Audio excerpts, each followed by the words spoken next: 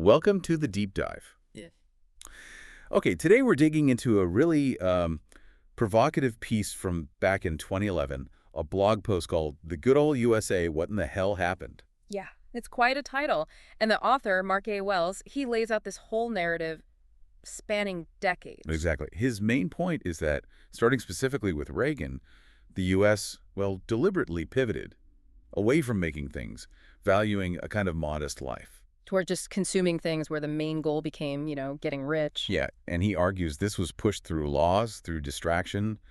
The sources we're looking at today try to link pop culture, finance laws, and even claims of manipulation over like 40 years. Right. And our goal for you, the learner, is really just to get a quick grasp of this big structural argument he's making. It's not just venting. The author builds this timeline connecting TV shows, specific acts of Congress, claims about geopolitics. All presented as tactics, right? Yeah. To make this shift happen and end up with what he actually calls a literal oligarchy. It's definitely an intense view, a dark narrative, really.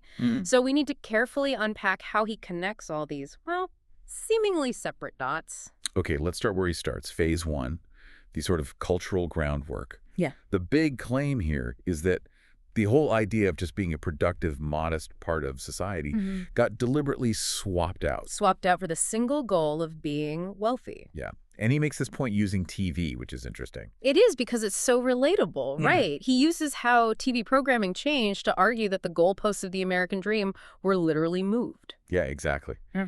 He says, think back to the 60s, the 70s. Your TV shows often had, working class union folks, people who actually made things. Right. Like Jackie Gleason as a bus driver in The Honeymooners, or Mel's Diner, just a simple local place.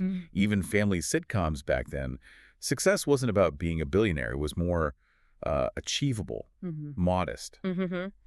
And he draws a really important parallel with shows about black families from that time, too. The source points out you had characters like Fred Sanford, a junk collector. Right, Sanford and Son. Or families in the projects, like in Good Times. Even George Jefferson. Like, the guy owned 7 dry cleaners, which is huge entrepreneurial success, right? Definitely. But he still lived in a pretty standard 2-bedroom apartment. So the idea, the author argues, was that modesty and, community productivity were the norm. That was the cultural baseline. Okay, so here's the pivot point, according to this source. Yeah. The whole vibe changes intentionally when Reagan comes into office. TV stops reflecting that middle-class reality and starts, almost overnight, celebrating massive wealth. Yeah, huge wealth. Conspicuous consumption. And that's where the author says TV shifted from just reflecting culture to actively conditioning it. Exactly. Suddenly, prime time is all about oil tycoons in Dallas. Dallas, yeah. Or the super rich women in Dynasty. And he also points to the shift in black programming, away from working class life to The Cosby Show, where you have a doctor and a lawyer. Elite professions. Right. High-income, elite jobs. The argument isn't that this just happened to reflect society. It was, in his view, a deliberate push. Conditioning people to see wealth as the ultimate goal, not just being productive or contributing. Okay, so phase one, culture prepped. Now, phase two. The author claims this new focus on wealth was backed up by deliberate government actions in the 80s. Actions that actually reduced opportunity and widened the gap. Yeah, this part gets pretty dark, because the author isn't just saying things drifted apart. He argues that while everyone's being told to dream of riches, the government was actively dismantling the power of unions. The very foundation of that old manufacturing base. Exactly. And passing laws specifically designed to speed up the divide between the rich and everyone else. And he points to specific financial events right away. The savings and loan scandals in the 80s. The author calls that, and this is a direct quote, the first step in stealing money from the generation that preceded the baby boomers. So framing it not as just bad management, but targeted theft. Targeted wealth extraction. And then we have to mention the really highly charged claims about social erosion. Right. The author flat out states that while the financial system was being reshaped, certain neighborhoods were being flooded with guns and drugs by the CIA. And he claims this was admitted during Iran-Contra. That's what the author asserts, yeah. Specifically, that it was admitted during the hearings. Now, obviously, we're just reporting what's in the source material here. Of course, impartially presenting his narrative. Yeah. So, according to him, this alleged destabilization then led to championing things like food stamps, subsidized poverty. Right. Creating a situation where society was encouraged to look down on the have-nots, creating these deep class divides. And all this needed cover, right? according to the Yeah, author. that's the next big psychological claim for the 80s. All this huge structural change undermining labor, the financial scandals, the social division. It needed a massive distraction, a smokescreen. And that smokescreen, he claims, was the Cold War. Wait, he just dismisses the entire Cold War, calls it a pile of crap, and says it was just a distraction. That's a huge claim against a 50-year global conflict. It's extremely aggressive, yes. But his argument within the context of his narrative is this. While everyone's attention, all the national resources were focused on this big external threat, the Soviet Union. Right. Internally, the deregulation, the gutting of the domestic labor force could happen much faster with less scrutiny. Destroying the labor base saved the emerging powerful groups money on costs, but now they needed a way to actually cash in on the risk they wanted to create. Okay, that connects directly to the 90s and Phase 3. The rise of these really complex financial things and getting rid of the rules. This is where derivatives come in. Right. And the source makes this absolutely wild claim that as far back as 1994, there was something like $800 trillion in derivatives out there. 800 trillion. It's almost an unimaginable number, and we should quickly explain derivatives, maybe. Yeah, good idea. So basically, they're complicated financial contracts. Their value comes from or is derived from something else like stocks or bonds or even commodities. Think of them like bets on what those things will be worth in the future. Okay. And the author claims this gigantic, highly leveraged shadow market, this derivative market, was the real target. That's what the corporate structure wanted to tap into. But there was a roadblock, a major one, according to the author, the Glass-Steagall Act. What was that exactly? Why was it a barrier? Okay, Glass-Steagall, it came about after the Great Depression. And its main job was pretty simple. It kept regular banks, where people keep their savings separate from investment banks. The ones doing the risky stuff. Exactly. The ones dealing in high-risk, high-reward things like those derivatives. It was basically a wall designed to protect everyday depositors from Wall Street blowing up. So if the big players wanted to get their hands on those trillions in derivatives and potentially the nation's savings pool, that wall had to come down. And the source, names, and legislation. Former UBS CEO Phil Gramm, using the Commodities Futures Modernization Act, the CFMA, in 2000. Yeah, the author really paints Gramm as the key figure here, given his background at a huge investment bank. The CFMA was essentially the crowbar that broke down the Glass-Steagall wall.